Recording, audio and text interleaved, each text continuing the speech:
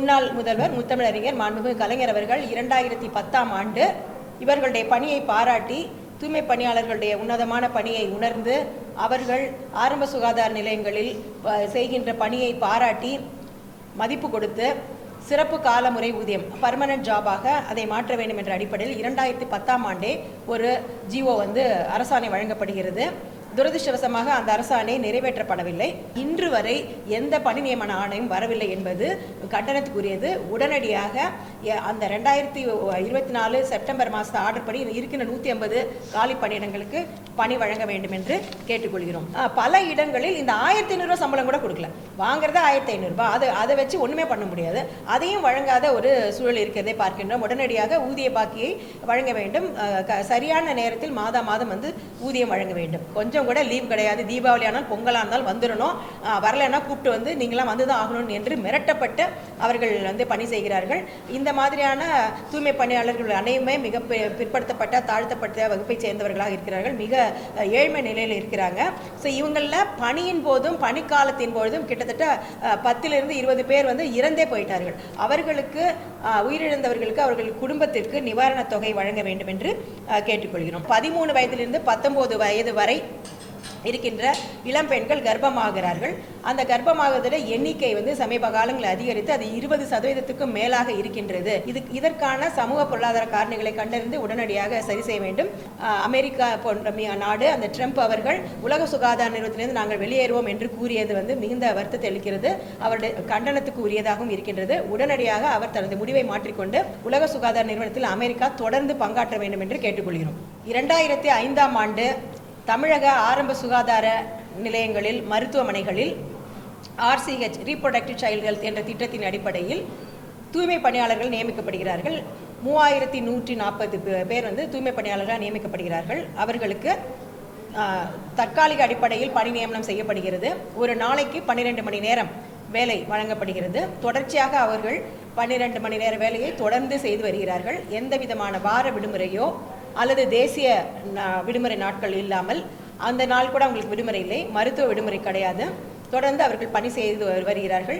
இந்த நிலைமையில் முன்னாள் முதல்வர் முத்தமிழறிஞர் மாண்புமிகு கலைஞர் அவர்கள் 2010ஆம் ஆண்டு இவர்களுடைய பணியை பாராட்டி தூய்மை பணியாளர்களுடைய உன்னதமான பணியை உணர்ந்து அவர்கள் ஆரம்ப சுகாதார நிலையங்களில் செய்கின்ற பணியை பாராட்டி மதிப்பு கொடுத்து சிறப்பு காலமுறை ஊதியம் பர்மனன்ட் ஜாபாக அதை மாற்ற வேண்டும் என்ற அடிப்படையில் 2010ஆம் ஆண்டே ஒரு ஜிஓ அரசாணை வழங்கப்படுகிறது.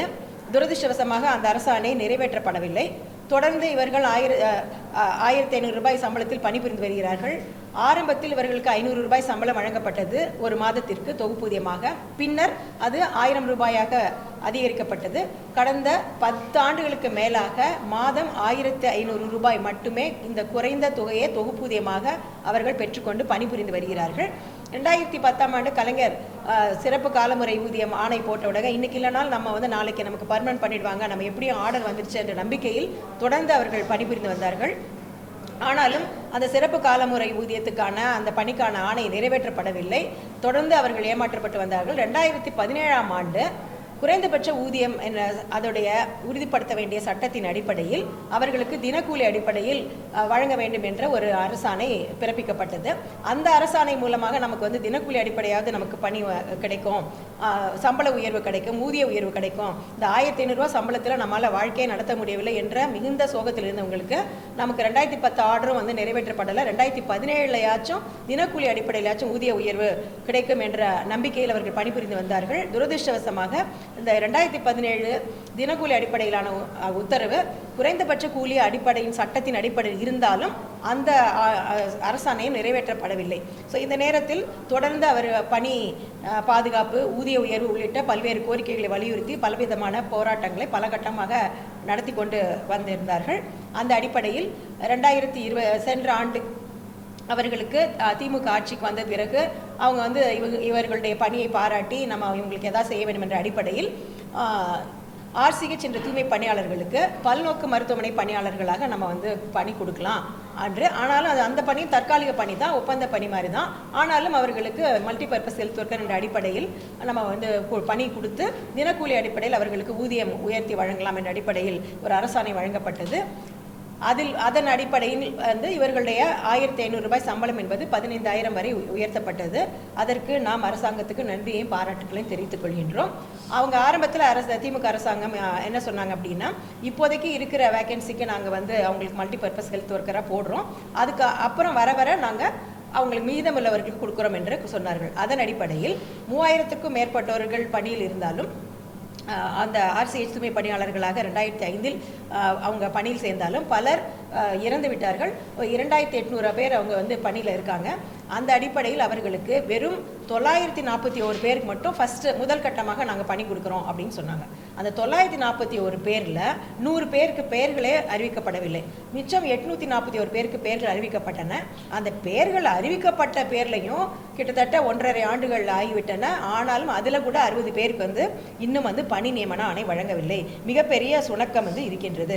ஆகவே உடனடியாக அந்த 841 பேரில் 60 பேர் வந்து யாருக்கு வந்து பேரோட ஆணை வந்திருக்கோ அவங்களுக்கு பணி வழங்க வேண்டும். அந்த சாங்ஷன் ஆன 941 பேரில் இன்னும் 100 பேருக்கு வந்து பேர் வழங்கப்படவில்லை, அந்த பேரும் வழங்கப்பட வேண்டும் என்பது நம்மளுடைய கோரிக்கையாக வைக்கின்றோம். ஏன்னா தொடர்ந்து இதை நாங்கள் வலியுறுத்தி கொண்டிருக்கின்றோம். ஆனால் அது வந்து நிறைவேற்றப்படவில்லை. மிகப்பெரிய சுணக்கம் இருக்கின்றது. இந்த நேரத்தில் DPH அவர்களே மிக முக்கியமான ஒரு ஆர்டரை வந்து போட்டிருக்காங்க. சென்ற வருடம் 2024 செப்டம்பர் மாதமே வந்து அவர் என்ன பண்ணுறாருன்னா, மாவட்ட சுகாதார அலுவலர்களுக்கு மிகவும் ஒரு கடுமையான வார்த்தைகளோடு ஒரு சர்க்குலர் போடுறாங்க. 150க்கும் மேற்பட்ட மல்டிபர்பஸ் ஹெல்த் ஒர்க்கருடைய பணியிடங்கள் காலியாக இருக்கின்றன, அவர்கள் நிரப்பப்படாமல் இருக்கின்றன. அதன் காரணமாக ஆரம்ப சுகாதார நிலையங்களில் தூய்மை பணிகள் பாதிக்கப்படுகின்றது, நோயாளிகளுக்கு கொடுக்கின்ற பராமரிப்பு பணி பாதிக்கப்படுகிறது. இதை யார் சொல்றது? இன்னைக்கு இருக்கிற டைரக்டர் ஆஃப் பப்ளிக் ஹெல்த் அவரே சொல்றாரு, 150க்கு மேலே வந்து மல்டிபர்பஸ் ஹெல்த் பணியிடங்கள் இருக்கின்றன, இவ்வளவு வந்து தேர்வு செய்யப்பட்ட RCH தூய்மை பணியாளர்கள் அந்த இடத்துல போடணும்னு நம்ம சொல்லியிருக்கோம். ஆனாலும் ஏன் வந்து போடப்படவில்லை? அதற்கான காரணத்தை நீங்கள் வந்து 7 நாட்களில் நீங்கள் சொல்லணும், அந்த விளக்கத்தை கொடுக்கணும். அப்படி இல்லைன்னா உங்கள் மேல் நடவடிக்கை எடுக்கப்படும் என்று இதில் அப்போனா எவ்வளோ நாளுக்கு இந்த பொசிஷன் வேக்கண்ட்டாக இருக்குன்னு பார்த்துக்கோங்க. ஸோ அதனால் தூய்மை பணி பாதிக்கப்படுகிறது, நோயாளிகளோட பராமரிப்பு பணி பாதிக்கப்படுகிறது என்று டைரக்டர் ஆஃப் பப்ளிக் ஹெல்த் நோய் தடுப்புத்துறை இயக்குனரே சொல்றாரு. ஆனாலும் இந்த ஆர்டர் வந்து இவர் பொறுத்து பார்த்துட்டு ஏன் போடலைன்னு விளக்கம் கேட்டு மேல் நடவடிக்கை எடுக்கப்படும் என்ற அளவுக்கு கொடுக்குற ஆர்டர் வந்து அதே போன வருஷம் 9வது மாதம் வருது, செப்டம்பர் மாதம் வருது. ஆனால் இன்று வரை எந்த பணி நியமன ஆணையம் வரவில்லை என்பது கண்டனத்துக்குரியது. உடனடியாக அந்த 2024 செப்டம்பர் மாதத்தை ஆர்டர் படி இருக்கின்ற 150 காலி பணியிடங்களுக்கு பணி வழங்க வேண்டும் என்று கேட்டுக்கொள்கிறோம். அடுத்தபடியாக இப்போ 1500 ரூபா சம்பளம், மிக குறைந்த ஊதியம். இப்போ வந்து இந்த ஆர்டர் போட்டிருக்காங்க, மிச்சம் இருக்கிறவங்களுக்கு வந்துருன்ற பணியோட அந்த நம்பிக்கையோட வேலை செஞ்சுட்டு இருக்காங்க. கடலூர், சிவகங்கை போன்ற சில மாவட்டங்களில் பல இடங்களில் இந்த 1500 ரூபா சம்பளம் கூட கொடுக்கல, வாங்குறத 1500 ரூபாய். அதை வச்சு ஒன்றுமே பண்ண முடியாது. அதையும் வழங்காத ஒரு சூழல் இருக்கிறதை பார்க்கின்றோம். உடனடியாக ஊதிய பாக்கியை வழங்க வேண்டும், சரியான நேரத்தில் மாதம் வந்து ஊதியம் வழங்க வேண்டும். இப்போ வந்து இவங்க என்ன பண்ணியிருக்காங்கன்னா, இந்த 2800 பேர் வரைக்கும் பணியில் இருக்காங்க அப்படின்னு சொல்லும் பொழுது சில கண்டிஷன்ஸ்லாம் போட்டு அவங்களுக்கு மட்டும்தான் நம்ம மல்டிபர்பஸ் ஹெல்த் ஒர்க்கராக பண்ணுவோம் அப்படின்னு சொல்லி அந்த அடிப்படையில் அவங்க வந்து ஒரு நம்பர் கொடுக்குறாங்க. ஸோ அப்படி பார்க்கும் பொழுது மீதமுள்ள 946 பேர் வந்துட்டு இருக்காங்க. அந்த இதில் தேர்வு செய்யப்பட்டவங்க இன்னும் பாக்கி 547 பேர் இருக்காங்க. இதில் என்னென்னா, இதெல்லாம் நாங்கள் எங்களுக்கே எண்ணிக்கையாக தான் தெரியும். யார் அந்த 547 பேர்? அரசாங்கத்தால் தேர்வு செய்யப்பட்டு மல்டிபர்பஸ் ஹெல்த் ஒர்க்கராக பணி நியமன ஆணை வழங்கப்படலாம் என்ற காத்திருப்பு பட்டியலில் இருக்கிற 547 பேரோட பேர் வந்து இன்னைக்கு வரைக்கும் சொல்ல மாட்டேங்கிறாங்க. ஒரு வருஷத்துக்கு மேலே ஆயிடுச்சு. RTI போட்டு கேட்டால் கூட சொல்ல மாட்டேங்கிறாங்க. இதில் கூட வெளிப்படைத்தன்மை இல்லைன்னா வேற எதில் இருக்கு? இதில் என்ன இருக்கு? இத்தனை பேர் வேலை பார்க்குறாங்க, நான் 1500 ரூபா சம்பளத்தில் குறைந்த ஊதியத்தில் மாதம் பணி புரிகிறேன், எனக்கு வந்து ஏதோ ஒரு அரசாணை மூலமாக நீங்கள் தினக்கூலி வழங்க போறீங்கன்னா அதில் சில பேர் தான் தேர்வு செஞ்சுருக்கோம்னா யாருக்கு கிடைக்க போகிறது, யாருக்கு கிடைக்க போவதில்லை என்ற ஒரு வெளிப்படைத்தன்மை கூட இல்லாத ஒரு மோசமான சூழ்நிலை நிலவுகிறது. உடனடியாக வெளிப்படைத்தன்மையுடன் தேர்வு செய்யப்பட்டவர்களுடைய பெயர் பட்டியலை வழங்க வேண்டும். தேர்வு பெறாத 946 பேருடைய பெயர் பட்டியலை வழங்க வேண்டும். அவர்களுக்கு ஏன் தேர்வு செய்யப்படவில்லை என்ற காரணத்தை சொல்லணும். ஏன்னா பல இடங்களில் வந்து கவர்மெண்ட் கொடுத்த கண்டிஷன்ஸ் 3 பாயிண்ட், அந்த கல்வி தகுதி அதெல்லாம் சில பாயிண்ட், எழுத படிக்க தெரிஞ்சிருக்கணும், கொரோனாவில் வேலை பார்த்துருக்கணும், தொடர்ந்து சீனியாரிட்டி இருக்கணும், இந்த மாதிரியான எல்லா தகுதிகளும் இருக்கிறவங்களே நிறைய பேர் வந்துட்டு தேர்வு செய்யப்படாத இருக்குன்னு தெரிகிறது. ஆனால் யார் தேர்வு செய்யப்பட்டிருக்கிறார்கள், யார் தேர்வு செய்யப்படவில்லை, ஏன் தேர்வு செய்யப்படவில்லை போன்ற காரணங்களை வெளிப்படைத்தன்மையுடன் உடனடியாக சொல்ல வேண்டும். இதில் மாண்புமிகு அமைச்சர் அவர்கள்கிட்ட நாங்கள் தொடர்ந்து இதை வலியுறுத்திட்டு இருக்கோம். இந்த 947 பேரில் 210 பேர் வந்து 60 வயதுக்கு மேலே இருக்கிறவங்க. நினச்சி பாருங்கள், தொடர்ந்து அரசாங்கத்தை நம்பி அரசாங்க மருத்துவமனையில் வந்துட்டு பிரசவத்தில் வந்து அவங்களுக்கு பிளட்டை இது பண்ணுறது, தீட்டு துணி இது பண்ணுறது, அவங்க பேஷண்ட்டு போகிற மலங்களை துடைப்பது, இந்த மாதிரியான மிக முக்கியமான தூய்மை பணி, ஆரம்ப சுகாதார நிலையத்தை கழுவுறது, கூட்டி துடைக்கிறது, டாய்லெட் கழுவுது போன்ற தூய்மை பணியை செய்து கொண்டு இருக்கின்றவர்களுக்கு அரசாங்கத்தை நம்பி என்னைக்காச்சும் ஒரு நாளைக்கு நமக்கு வந்து விடிவு காலம் வரும் என்று வேலை செய்ய பார்த்துட்டு இருக்காங்க. அவங்களுக்கு 60 வயசு ஆயிடுச்சு, அந்த மாதிரி 200க்கு மேலே இருக்காங்க. திடீரென்று 60 வயசுக்கு மேல இருக்கவங்களுக்கு வேலை கிடையாது அப்படின்னு சொல்லும் பொழுது அவங்களுக்கு வந்து நான் பணி ஓய்வு கொடுக்கணும். அதே நேரத்தில் பணிக்கொடை வழங்க வேண்டும். மாண்பு முதல்வர் அவர்கள் இவர்களுக்கு ஏதாவது ஒரு சிறப்பு திட்டத்தின் அடிப்படையில் பணிக்கொடை வழங்குவதற்கான மாண்பு அமைச்சர் அவர்கள் இவர் 60 வயதுக்கு மேலே இருக்கிறவங்களுக்கு பணி ஓய்வு கொடுத்து அவர்களுக்கு பணிக்கொடை வழங்குவதற்கான நடவடிக்கை எடுக்கப்படும் என்று கூறினார். ஆனாலும் அவர்களுக்கும் எந்த விதமான பணிக்கொடையும் வழங்கப்படவில்லை, பணி ஓய்வும் வழங்கப்படவில்லை. மீண்டும் மீண்டும் அவர்கள் தொடர்ந்து 60 வயசுக்கும் மேலாகவும் இதே 1500 ரூபாய்க்கு 12 மணி நேர வேலை விடுமுறை இல்லாமல் வேலை செய்து வருகிறார்கள், வேலை செய்ய வைக்கப்படுகிறார்கள். அந்த பணி சுரண்டல் வந்துட்டு இருக்கிறது, உழைப்பு சுரண்டல் இருக்கின்றது. இது சமூக நீதி அல்ல. தொடர்ந்து இது போன்ற நிகழ்வுகளை ஏற்புடையது அல்ல. உடனடியாக அவர்களுக்கு பணி ஓய்வு வழங்கி பணிக்கொடை வழங்க வேண்டும். 2017 ஆர்டர் அடிப்படையில் அவர்களுக்கு ஊதியத்தை, தினக்கூலி அடிப்படையில் ஊதியத்தை கணக்கிட்டு அவர்களுக்கு அரியரோடு கொடுக்க வேண்டும் என்று கேட்டுக்கொள்கின்றோம். மீதம் வந்துட்டு இந்த 1500 ரூபாய் சம்பளத்துக்குள்ள ஊதிய பாக்கி இருக்கிறவங்களுக்கு உடனடியாக கொடுக்க வேண்டும். மாதம் கொடுப்பதற்கான நடவடிக்கையை எடுக்க வேண்டும். இந்த மாதிரியான கொரோனா காலத்தில் இவங்க தூய்மை பணியாளர்கள் எல்லாருமே பணிபுரிந்திருக்கிறார்கள். அவர்களுக்கு பலருக்கு இந்த அரசாங்கம் ஊக்கத்தொகை வழங்கி இருக்கிறது. அதற்கு எங்களுடைய நன்றிகள். ஆனாலும் 450 பேருக்கு மேலே இன்னும் கொரோனாக்கான ஊக்கத்தொகை வழங்கப்படவில்லை. அவர்களுக்கு உடனடியாக ஊக்கத்தொகை வழங்க வேண்டும். தொடர்ந்து இது போன்ற கடுமையான பணிச்சூழல், கொஞ்சம் கூட லீவ் கிடையாது. தீபாவளி ஆனால் பொங்கலாக இருந்தால் வந்துடணும், வரலைன்னா கூப்பிட்டு வந்து நீங்களாம் வந்து தான் ஆகணும் என்று மிரட்டப்பட்டு அவர்கள் வந்து பணி செய்கிறார்கள். இந்த மாதிரியான தூய்மை பணியாளர்கள் அனைவருமே மிக பிற்படுத்தப்பட்ட தாழ்த்தப்பட்ட வகுப்பை சேர்ந்தவர்களாக இருக்கிறார்கள், மிக ஏழ்மை நிலையில் இருக்கிறாங்க. ஸோ இவங்களில் பணியின் போதும் பணிக்காலத்தின் போதும் கிட்டத்தட்ட 10லிருந்து 20 பேர் வந்து இறந்தே போயிட்டார்கள். அவர்களுக்கு உயிரிழந்தவர்களுக்கு அவர்கள் குடும்பத்திற்கு நிவாரணத் தொகை வழங்க வேண்டும் என்று கேட்டுக்கொள்கிறோம். இப்போ ஏற்கனவே இந்த திட்டத்தின் அடிப்படையில் இப்போ 750 பேர் வந்து மல்டிபர்பஸ் ஹெல்த் ஒர்க்கராக சேர்ந்திருக்காங்க. அவர்கள் பணி செய்து கொண்டிருக்கிறார்கள். அவர்களுக்கு தினக்கூலி அடிப்படையில் ஊதியம் வழங்கப்படுகிறது. அவர்களுக்கு கூட இந்த ஆத்தூர் போன்ற சில இடங்களில் 3 மாதமாக சம்பளம் வழங்கப்படவில்லை. பல இடங்களில் வந்து ஊதியம் வழங்காத நிலை இருக்கிறது. அது உடனடியாக சரி செய்யப்பட வேண்டும். இந்த நேரத்தில் ஒரு மாவட்டத்தில் பார்த்தீங்கன்னா 300 ரூபா 350 ரூபா சம்பளம் கொடுக்குறாங்க தினக்கூலியா. இன்னொரு மாவட்டத்தில் பார்த்தீங்கன்னா 700 ரூபா வரை சம்பளம் கொடுக்குறாங்க. ஒரே வேலை தான் செய்கிறாங்க. மல்டிபர்பஸ் ஹெல்த் ஒர்க்கர்னா ஒரே வேலை தான் எல்லா மருத்துவமனையிலும் செய்கிறார்கள். சம வேலைக்கு சம ஊதியம் என்ற திட்டத்தின் அடிப்படையில் உடனடியாக அனைவருக்கும் சம்பளத்தை உயர்த்தி வழங்க வேண்டும் என்று கேட்டுக்கொள்கிறோம். இந்த நேரத்தில் இவங்களுக்கு வந்து பார்த்தீங்கன்னா இவங்களுடைய வேலை வந்து மல்டிபர்பஸ் ஹெல்த் ஒர்க்கர், பல்நோக்கு மருத்துவமனை பணியாளர்கள். இவங்களுடைய வேலைனா என்ன அப்படிங்கிறது வரையறை செய்யப்பட்டிருக்கின்றது. ஆனால் இவர்களுக்கு தொடர்பு இல்லாத ஊசி போடுங்க, கட்டுங்க, அப்படி கட்டு போடுங்க என்ற வேலைகள் எல்லாம் செய்கிறார்கள். அது நிறுத்தப்பட வேண்டும். தொடர்பில்லாத வேலைகள் வழங்கப்படக்கூடாது. இவங்களுக்கு வந்து இந்த 1500 ரூபா வேலை வாங்குறவங்களா, சம்பளம் வாங்குறவங்களா இருந்தாலும் சரி, RCH பணியாளர்களாக இருந்தாலும் சரி, இல்லை இந்த மாதிரி மல்டிபர்பஸ் ஹெல்த் ஒர்க்கராக இருந்தாலும் சரி, அவர்களுக்கு அவங்க வீட்டிலேருந்து ரொம்ப தூரமான இடத்துல வந்து இப்போ பணிக்கு போட்டு போய் செய்யுங்கன்றாங்க. ஸோ இவங்க தினக்கூலி அடிப்படையில் 300 ரூபா 400 ரூபான்னு வாங்கும் பொழுது 80 கிலோமீட்டர் 100 கிலோமீட்டர் வந்து போயிட்டு வரும்போது போக்குவரத்துக்கே அதிக செலவாகிறது. ஆகவே அவர்களுக்கு பணி மாறுதல் வழங்கி அவங்க வீட்டுக்கு பக்கத்திலேயே பணி வழங்க வேண்டும் என்று கேட்டுக்கொள்கின்றோம். அதே நேரத்தில் வார விடுமுறை, தேசிய விடுமுறை, மருத்துவ விடுமுறை வழங்கப்பட வேண்டும். ESI PF போன்றவை வழங்கப்பட வேண்டும் என்ற கோரிக்கைகளை வைக்கின்றோம். மிக முக்கியமாக தமிழக சுகாதாரத்துறையில் உங்களுக்கு எல்லாருக்குமே தெரியும், எல்லாமே அது ஸ்டாஃப் நர்ஸாக இருந்தாலும் இப்போ டாக்டர்ஸ் கூட கான்ட்ராக்டில் போட ஆரம்பிச்சிட்டாங்க. அது அனைத்து லேப் டெக்னீஷியன், டயாலிசிஸ் டெக்னீஷியன், தூய்மை பணியாளர்கள், பல்நோக்கு பணியாளர்கள் என்று எல்லா பணியிடங்களும் ஒப்பந்த அடிப்படையில் தற்காலிக அடிப்படையில் தான் நியமனம் செய்யப்பட்டு வருகின்றன. அது NHM என்கின்ற அந்த திட்டத்தின் கீழாக இருந்தாலும் சரி, அல்லது மாநில அரசு உடைய பணியிடங்களாக இருந்தாலும் சரி, மருத்துவத்துறையில் பெரும்பாலான பணியிடங்கள் காலி ஒப்பந்த அடிப்படையில் நிரப்பப்படுகின்றன. அந்த ஒப்பந்த பணியிடங்களை நிரந்தர பணியிடங்களாக மாற்ற வேண்டும். ஒப்பந்த பணியில் இருப்பவர்கள் அனைவரும் நிரந்தர பணியாளர்களாக செய்ய வேண்டும் என்று கேட்டுக்கொள்கின்றோம். இது மட்டுமல்லாமல் இது போன்ற கோரிக்கைகளை தொடர்ந்து நாங்கள் வலியுறுத்தி வருகிறோம்.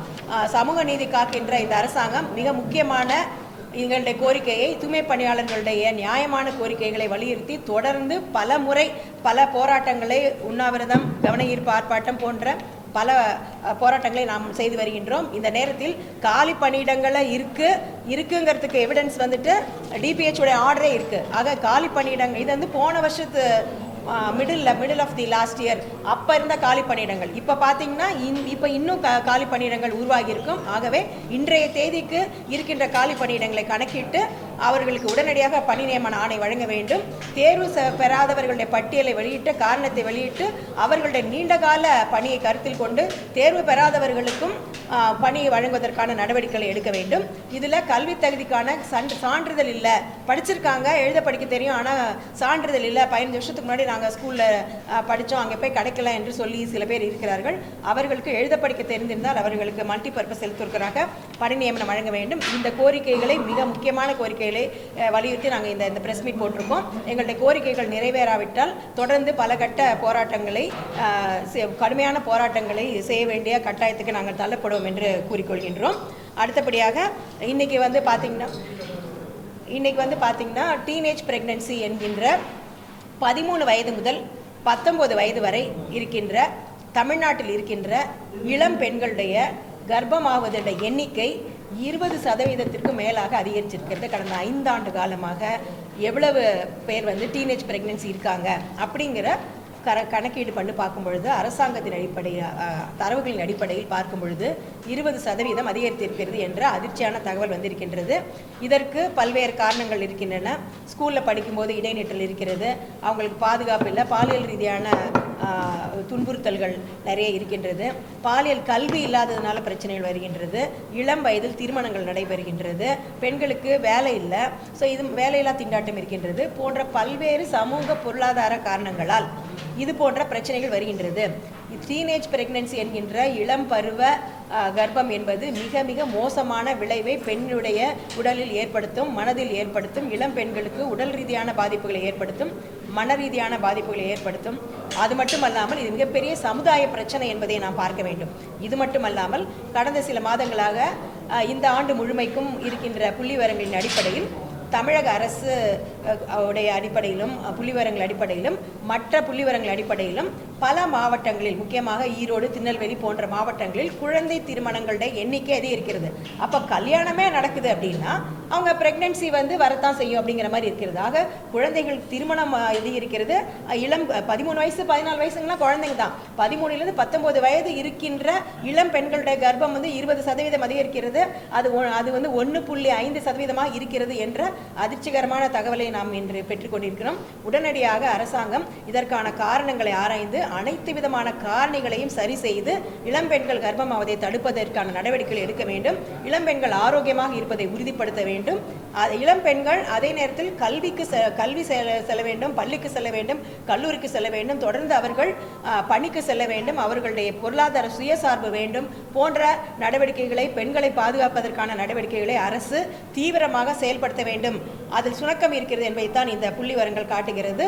உடனடியாக தமிழக அரசு இது போன்ற விஷயங்களில் கூடுதல் அக்கறை செலுத்தி இந்த பிரச்சனைகளை சரி செய்ய வேண்டும் என்று கேட்டுக்கொள்கிறோம்.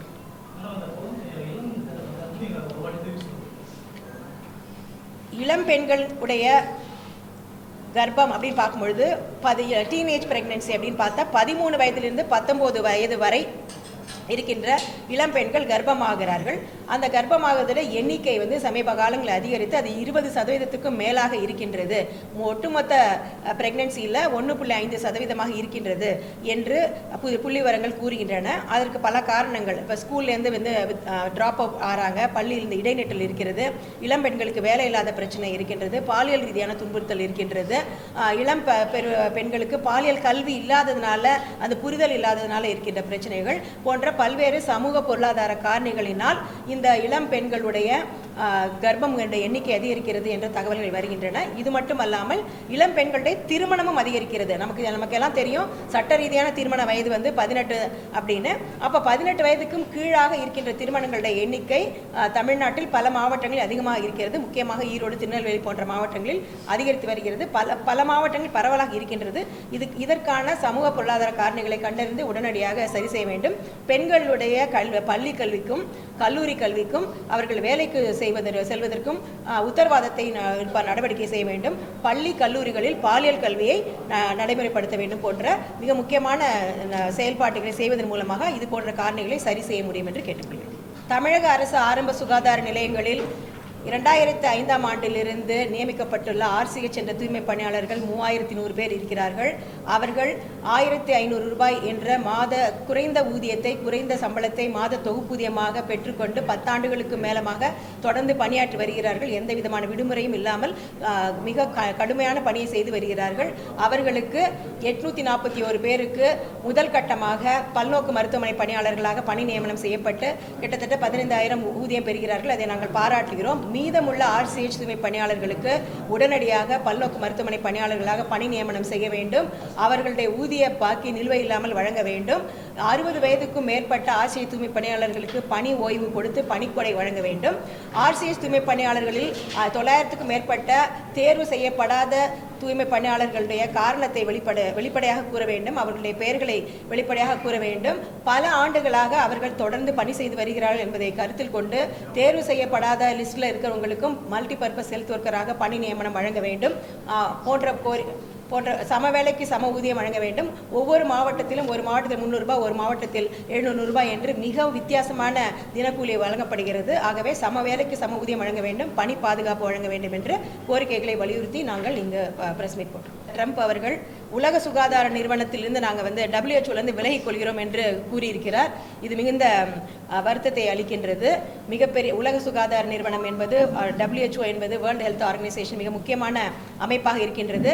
கொரோனா போன்ற பேண்டமிக் வருகிறது. இப்பொழுதும் பல்வேறு பிரச்சனைகள் இருக்கிறது. கிளைமேட் சேஞ்சஸ் போன்ற சூழலியல் பிரச்சனையின் காரணமாக உலகம் பூரா திடீரென்று வெள்ளம், திடீரென மழை, மிகப்பெரிய வறட்சி எல்லாம் ஏற்படுகின்றது. இந்த காலகட்டத்தில் பல்வேறு விதமான தொற்று நோய்கள், கொள்ளை நோய்கள் வருவதற்கான வாய்ப்புகள் இருக்கின்றது. இன்னைக்கு இருக்கிற சூழலில் ஒரு நிறைய டெவலப் ஆயிருக்கு. ஸோ ஃப்ளைட்லேருந்து ஒரு ஊர்லேருந்து இன்னொரு ஊருக்கு மிக விரைவாக செல்லப்படுகின்ற காலகட்டத்தில் ஒரு நாட்டில் வருகின்ற நோய் மிக விரைவாக பல நாடுகளுக்கு பரவி அது கொள்ளை நோயாகவும் பல நாடுகள் ஒரே நேரத்தில் பாதிக்கப்படக்கூடிய சூழ்நிலை இருக்கின்றது. பல நாடுகள் இந்த மாதிரியான நோய்கள் தாக்கத்தினால் அவர்களுடைய பொருளாதாரமே பாதிக்கக்கூடிய சூழல் இருக்கின்றது. இந்த நேரத்தில் உலக சுகாதார நிறுவனத்துடைய பங்கு மிக முக்கியமானது. அப்பொழுது மிக வளர்ச்சியடைந்த நாடாக கருதப்படுகின்ற அமெரிக்கா போன்ற நாடு, அந்த ட்ரம்ப் அவர்கள் உலக சுகாதார நிறுவனத்திலிருந்து நாங்கள் வெளியேறுவோம் என்று கூறியது மிகுந்த வருத்தத்தை அளிக்கிறது.